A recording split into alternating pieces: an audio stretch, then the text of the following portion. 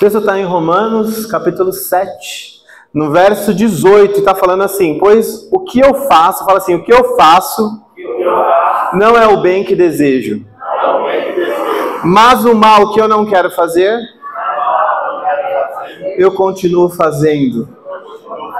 Vamos ler de novo? Vocês se identificam nessa frase de Paulo, do apóstolo? Vamos ler mais uma vez. Pois o que eu faço não é o bem que eu desejo, mas o mal que eu não quero fazer, esse eu continuo fazendo. Nós somos uma máquina de fazer o mal que nós não queríamos fazer. E Paulo está falando sobre isso. E hoje a gente vai falar um pouco sobre... A gente vai descer um nível, porque isso aqui é superfície ainda, mas a gente vai descer um nível para ouvir o que Paulo, o Espírito Santo e outros autores querem falar conosco. Amém?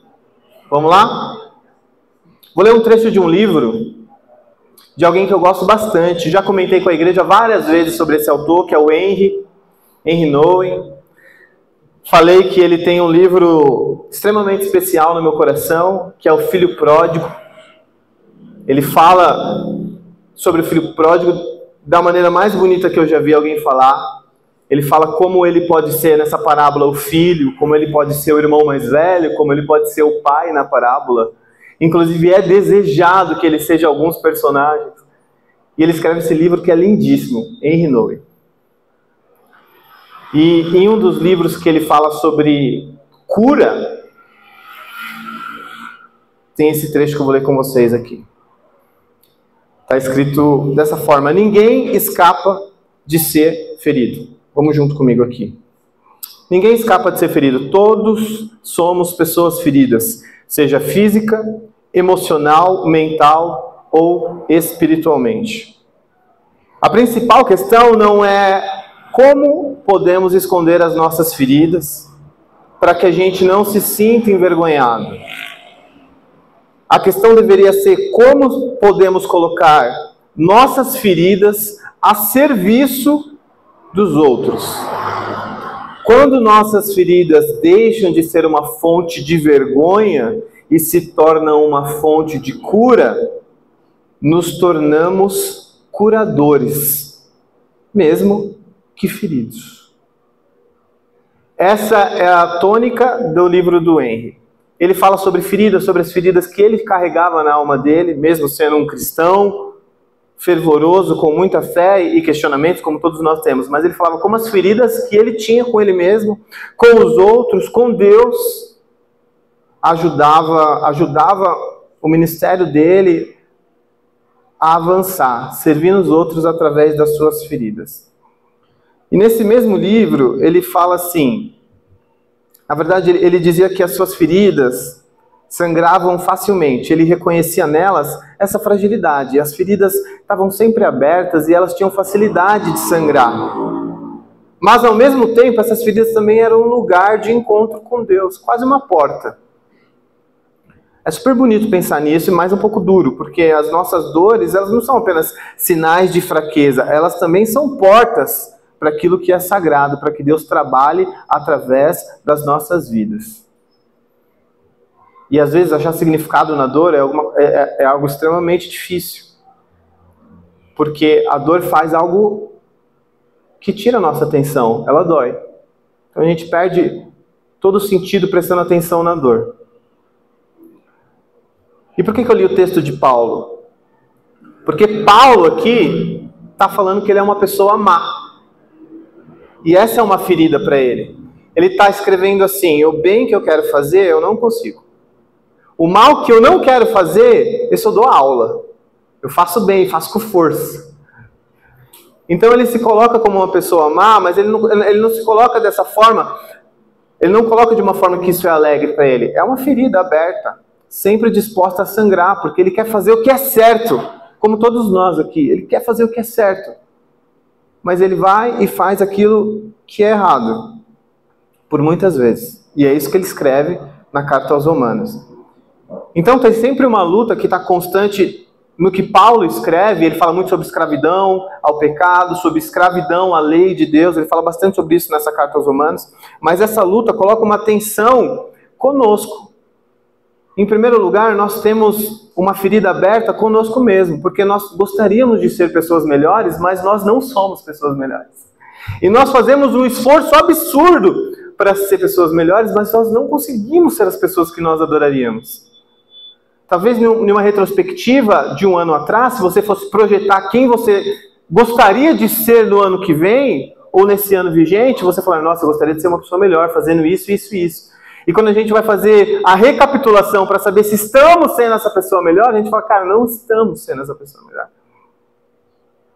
Ainda somos os falastrões, ainda somos aqueles que magoam, ainda somos aqueles sem paciência, ainda somos aqueles que respondem com rigidez, que somos rudes, que têm dificuldade em amar, dificuldade de perdoar, mas todo esse processo é para... A gente adoraria que fosse mais fácil.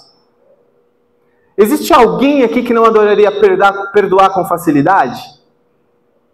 Existe alguém aqui que não queria ser um pouco mais suave nas palavras e menos ríspido? Nós queremos fazer o bem. A nossa dificuldade está em fazê-lo. E Paulo fala por quê? Porque nós somos pessoas más. E é uma ferida que quando a gente não trata essa ferida em nós mesmos, de reconhecermos que somos pessoas más, a gente se sente envergonhado. A gente foge de Deus. A gente acha que as pessoas são nossos inimigos, ou que nós somos tão inimigos de nós mesmos que nós não avançamos.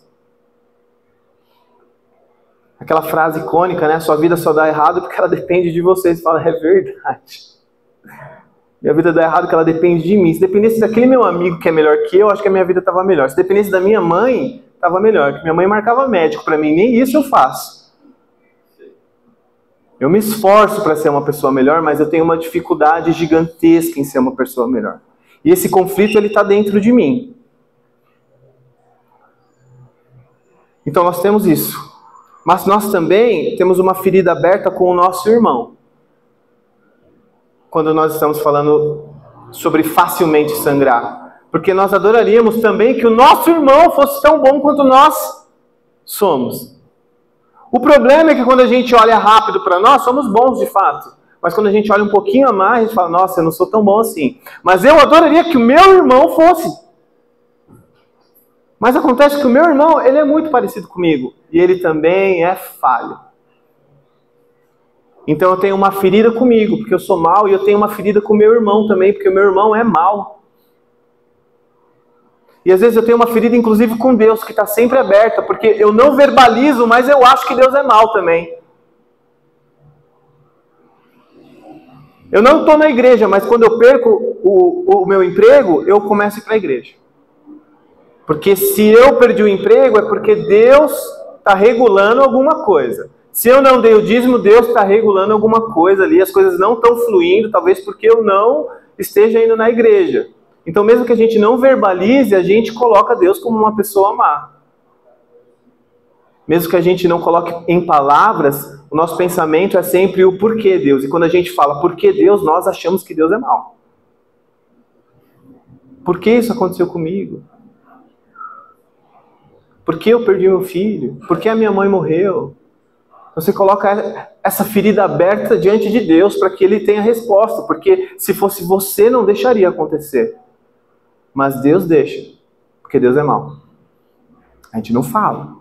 Mas isso está no nosso coração. E é sempre uma ferida que sangra facilmente. Então a gente consegue, às vezes, estar na igreja. E às vezes a gente consegue não estar na igreja também. Porque nós não tratamos nenhuma dessas feridas. Vocês estão me acompanhando? Por isso que o Henry fala que as feridas estão sempre abertas, prontinhas para sangrar. Prontinhas para sangrar. Essas feridas às vezes vêm do céu, como no caso de Jó. E tantos outros casos da Bíblia também, que as feridas vêm do céu. Ou pelo menos sobre o consentimento dos céus. Jacó saiu mancando. Era uma ferida física, inclusive. Depois de ter se encontrado com um anjo, com um A maiúsculo, representando ali a grande divindade. Essa semana mesmo, eu até mandei mensagem para ela falando que eu quebrei o pau com Deus, que eu estava muito chateado. E na minha oração, eu não tive medo de verbalizar. Eu falei, tá parecendo que você é um pai mau, porque eu estou tentando te procurar, não estou te achando naquilo que eu preciso. Se você fosse um pai bonzinho, eu te achava com mais facilidade. Quando Pedro fala papai, eu saio de onde eu estou e apareço. Eu estou falando papai e eu não estou te vendo. Não é possível que eu seja um pai melhor que você, porque quando eu leio Paulo, eu me identifico com Paulo. O mal que eu quero fazer, o mal que eu não quero fazer, esse eu dou aula. O bem que eu quero fazer é uma dificuldade imensa. E o Senhor, que é Deus, onde está? Então sempre tem uma ferida, que às vezes a gente coloca para fora, outros não.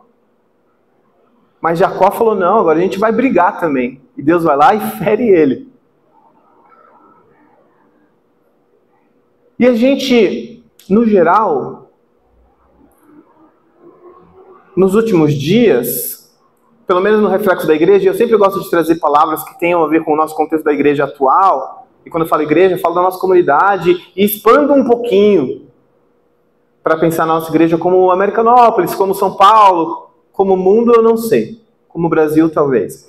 Cada vez mais, nas nossas relações, nós temos tolerado menos o erro do outro. Cada vez mais o erro do outro tem sido mais escandaloso para a gente. Então eu dou pouca margem para o meu irmão errar. Às vezes na primeira errada do meu irmão, eu já o considero como um não irmão. Porque a nossa tolerância está baixa. Por que nós fazemos isso? Porque nós estamos feridos. E nós queremos nos proteger de novos ferimentos. Então eu me escondo. Eu dou até a oportunidade, mas se o irmão pisar na bola, eu não dou mais essa oportunidade. O que é uma grande contradição para o povo de Deus. Porque nós deveríamos ter segurança em errar com quem é crente. Porque se a pessoa é crente, ele vai perdoar. Então eu deveria ter segurança de errar com o meu pastor. Porque se ele for um homem de Deus e eu errar com ele, o perdão está ali. Mas a grande verdade é que a tolerância de todos nós está tão baixa que no erro a gente já não tolera mais. Então as nossas amizades têm trocado. Inclusive, os nossos jovens aqui têm trocado de amizade com grande facilidade, porque eles toleram pouco o erro. Se você falou de mim hoje, você já não é mais um amigo, eu vou procurar um novo amigo. Ah, você falou, agora tem que procurar outro amigo. Passou um ano, eu volto para esse amigo, porque eu já acabei com todos ali, não dá mais. Todos erraram comigo. Todos erraram comigo. Eu não, porque eu não erro. Eu só entrego o bem. O bem que eu quero fazer, eu faço. É o contrário de Paulo. A gente está ferido, não está cuidando das feridas, tem tolerado pouco o erro do nosso irmão e pedido muito arrego para Deus diante dos nossos erros. E Ele é um Pai bom, que tem nos perdoado. E Ele tem nos chamado, inclusive, a perdoar como Ele perdoa. Então a minha amizade com o nosso pastor Leandro só dá muito certo porque ele me tolera muito. Muito mais do que eu tolero. Porque esse homem é um santo. É um homem bom. E ele me tolera muito. Se ele me tolerasse menos, talvez a amizade já tinha acabado. Em alguma crise, em alguma loucura. A grande verdade é que todos nós aqui estamos fugindo dos sofrimentos. Porque sofrer é chato, Sofrer não é bom. Todos nós fugimos. Mas todos nós, se eu perguntar aqui, quem quer ter uma vida extraordinária como a de Jesus? Fala amém. Amém. Quem quer viver o sobrenatural de Deus como viveu Jesus? Diz amém. Amém. Quem quer ser esmagado e ferido pelas feridas dos outros como foi Jesus? Diz amém. É óbvio que ninguém quer. Claro que ninguém quer. A gente tem se resguardado das feridas. Mas nós esquecemos que a maior beleza, a maior grandeza de Deus que foi revelada em Cristo foi Ele ter esmagado o seu próprio Filho. Foi o Filho dele ter sofrido por outras pessoas. Mas nós as grandes cerejas do bolo, não podemos sofrer por ninguém. Inclusive, temos dificuldade de tolerar erros. E erros banais, às vezes. Eu quero uma parte do Cristo, não a totalidade. Mas Jesus não chamou ninguém aqui para viver parte de alguma coisa. Você não é herdeiro em parte. Jesus te chama para ser co-herdeiro de todas as obras de Jesus. Mas Jesus é enviado. Jesus não tinha um lugar para descansar a sua cabeça. Jesus é traído. Jesus é levado para a morte. Mas ele ressuscita. E ele vive.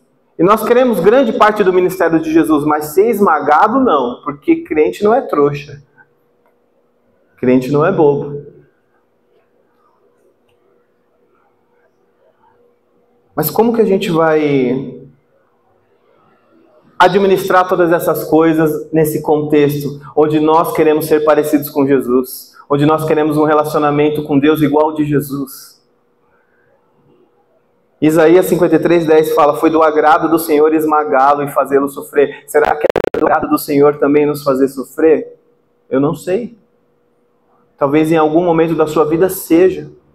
Talvez nunca seja. E qual é a nossa tolerância para o sofrimento? Qual é a nossa tolerância pelo sofrimento que os outros têm afligido em nós? Eu respondo, é zero. É zero. A nossa tolerância ao erro do outro é zero. Por isso que os casamentos se desfazem, porque a tolerância ao erro é baixíssima. Por isso que nós vemos tantas amizades que duram semanas, porque a tolerância ao erro é baixa. Porque sofrer não está no vocabulário do crente atual. Sofrer é uma desonra. Sofrer é algo terrivelmente abominável.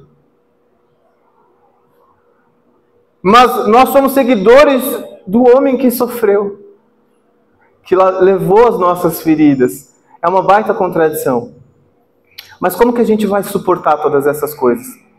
Qual que é a cura para que a gente cure essas feridas que estão expostas e sempre dispostas a sangrar a qualquer momento? Qual que é o caminho para a gente resolver esses nossos desentendimentos, essas nossas tantas rupturas, essas dores que se repetem, se repetem, se repetem? Existem pessoas que estão há anos na igreja e elas nunca foram curadas. E quando você não é curado, você não consegue prosseguir para curar outro, porque você vive pedindo atenção para ser curado. E sempre vai existir todo tipo de gente na igreja. Sempre vai existir, na nossa vida sempre vai existir todo tipo de igreja. Vai ter pessoas que vão estar na UTI desde quando entra na igreja até quando morre. Tem que estar na UTI. Tem que estar com os cuidados ali paliativos, ali tem que estar sempre. Tem pessoa que vai entrar na UTI, vai para o quarto, vai ficar curada. Ela está com as marcas, mas ela já começa a ter condição de ser enfermeira e curar outros, mesmo ferido. Eu adoraria que a gente fizesse uma reflexão para saber onde que a gente está. Eu sou o cara que ainda está na UTI depois de tantos anos pedindo para alguém cuidar de mim, ou já sou alguém que está apto a curar outras pessoas, mesmo ferido? Porque eu entendi que o sofrimento tem um propósito na casa do Senhor. Tem um propósito divino. O meu mestre foi esmagado pelo seu pai para que eu pudesse viver. Então talvez você também seja esmagado para que outra pessoa possa ter acesso a um perdão que ela nunca teve na vida. Às vezes a pessoa nunca teve acesso a um perdão.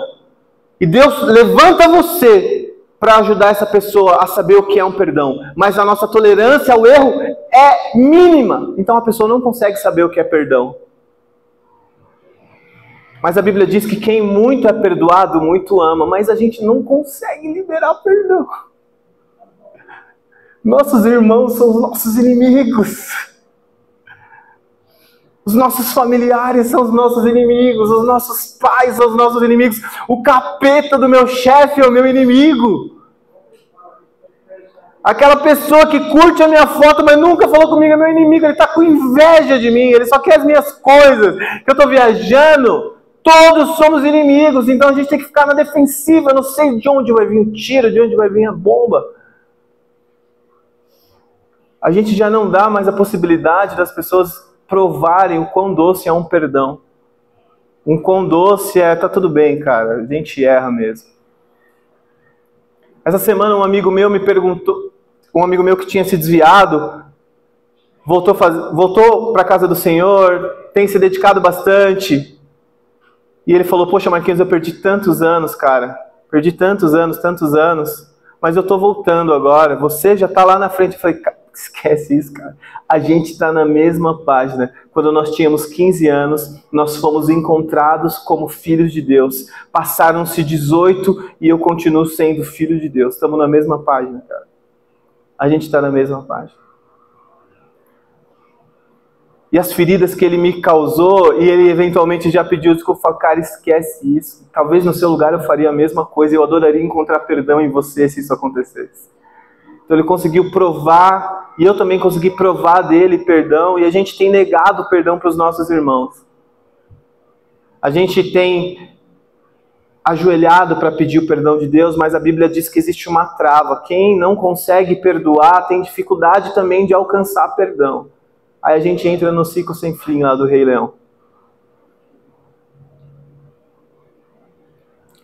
A grande novidade para curar as nossas almas de uma vez por todas, se a gente estiver disponível para viver como Jesus viveu, é que Cristo levou sobre si as nossas enfermidades. E o castigo que estava sobre ele nos traz paz. Não é deveria nos trazer paz. O castigo que estava sobre ele nos traz paz. Então a ferida que está aberta, sempre disposta a sangrar, deveria estar ao menos cicatrizada. Mas a gente não tem deixado nem ela respirar para cicatrizar. Mas nós devemos olhar para o texto bíblico e falar, o castigo que devia estar sobre mim, Cristo levou. Nem é da vontade de Deus que você sofra como Jesus sofreu. Primeiro que você não suportaria, já está provado, tá bom, irmão? Já está provado. Poucos aqui dariam a vida por outros que não conhecem. Talvez ninguém daria a vida por quem não conhece.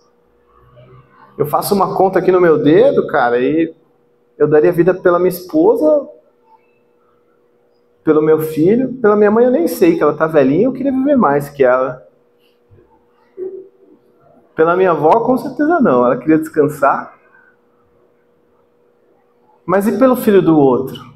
E por aquele que me machucou? E por aquele que me ofendeu, que me xingou?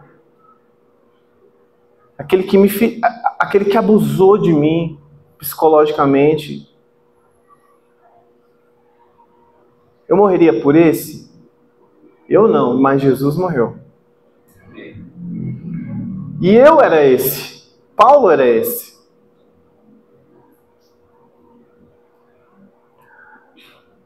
Parece que às vezes falta um pouco de entendimento da nossa vida, de quão profundo é Cristo levou as nossas enfermidades. Antes de carregar nossas feridas, antes de carregar a minha e a sua ferida, Ele mesmo foi ferido por Deus. E Ele morreu com a dignidade humana ferida, porque quem olhava para aquele homem, falava, esse homem não tem dignidade, olha como ele está morrendo. Uma mentalidade humana. Mas estar ferido nunca foi um problema para Jesus. Passar por sofrimento não foi um problema para Jesus. Em um momento, sim. Quando ele pede, Pai, se possível, afasta esse gosto amargo da minha boca. Afasta esse cálice. Contudo, seja feito. Se é para eu sofrer, eu vou sofrer. Eu vou levar perdão. Eu vou levar salvação, eu vou levar reconciliação, eu vou fazer com que, ao beber esse cálice amargo, as pessoas tenham a oportunidade de beber um cálice doce. Então, amém. Eu vou ter que morrer e ressuscitar. Então, Jesus clama, Jesus sangra, ele vive em angústia na sua paixão. E por quê? Por que ele faz isso? Porque Jesus tinha certeza de quem ele era. Nós ainda temos dúvida. Nós temos dúvida de quem nós somos. Jesus sabia quem ele era. Nós temos dúvida sobre o propósito do sofrimento. Porque na nossa cabeça o sofrimento é punição de Deus. Inclusive para os outros. Jesus sabia que não era isso. Jesus não era definido pela sua dor. Jesus foi definido pela sua missão. Por isso que ele é chamado de Jesus Cristo. Cristo é a missão dele. Em João 10, 18, e eu já estou terminando, Sendo muito fiel aos meus 25 minutos. Para vocês terem noção de como Jesus sabia quem Ele era, e nós precisamos nos conhecer em Deus, Jesus fala assim: ninguém tira a minha vida. Fala, ninguém tira a minha vida. Ninguém tira a minha vida. Eu a dou por minha própria vontade. Eu a dou por minha própria vontade. Então, de primeira, assim, é um pouco difícil de entender. Jesus fala, ninguém tira a minha vida, mas eu a dou por minha própria vontade. Ninguém tem o poder de machucar Jesus. Ele se deixa ser machucado para cumprir a missão de Deus. Ninguém tem o poder de te machucar, meu irmão, se você souber quem você é. Se você tiver clareza do propósito de Deus na sua vida, ninguém vai te machucar. Ninguém vai te machucar. Você, em plena consciência, inclusive, se dará ao desgaste da dor por amor de alguns. Esse tipo de sentimento, pai e mãe já sabem como que é. Ter que se degradar, ter que se colocar numa condição de vulnerabilidade para que os nossos filhos tenham acesso àquilo que é doce. E é exatamente isso que Cristo fez. Mas eu sei que eu sou o pai do Pedro. E eu sei que é isso que eu tenho que fazer, porque essa é a minha missão como pai. E a tua missão como filho de Deus e discípulo de Jesus é minimamente ser parecido com Jesus. Mesmo com todas as dificuldades. Paulo, que era um discípulo muito melhor que nós, foi quem escreveu Romanos 7. Eu tenho dificuldade de fazer o bem. O mal, eu já estou bem. O mal, eu já estou tudo certo. Mas o bem eu tenho dificuldade. Paulo escreveu isso. Que dirá nós?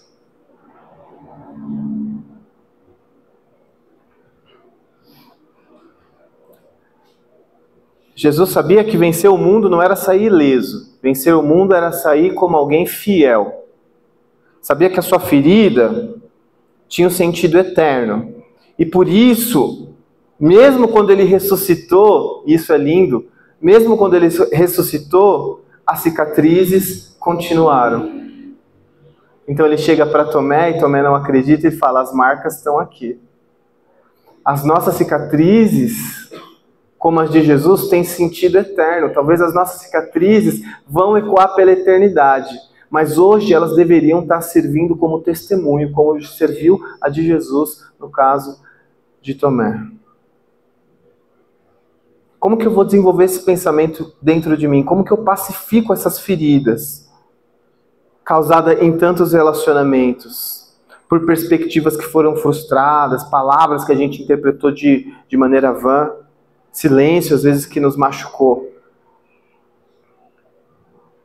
Nosso grande teólogo que a gente sempre cita aqui, que é Agostinho, falou, tu nos fizeste para ti, e inquieto está o meu coração enquanto não repousa em ti. Sempre ferido, sempre inquieto, enquanto meu coração não repousar em ti, Deus.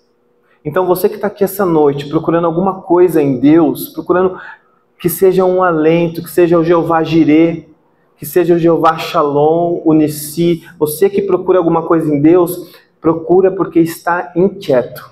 E às vezes a sua inquietude vem de uma ferida que está aberta. E a boa nova é que Jesus levou as feridas. A boa nova é que Jesus mostrou que dá para nós encontrarmos na ferida um propósito eterno. Mas nós precisamos ser rápidos em sair da UTI, meus irmãos. A gente precisa se curar rápido. Isso vem com um processo de pensar mesmo. Pensar antes de falar. Pensar antes de agir. Corre para sair da UTI, meu irmão. Vai para o quarto. Fica pouco tempo no quarto e começa a ser um enfermeiro, mas curado, não enfermeiro machucado. Porque gente machucada machuca os outros. Uma pessoa que foi abusada replica abuso. Uma pessoa que foi abusada e curada gera transformação naqueles que foram abusados. Ele leva isso para a vida dele como um propósito de curar quem sofreu a mesma dor que ele.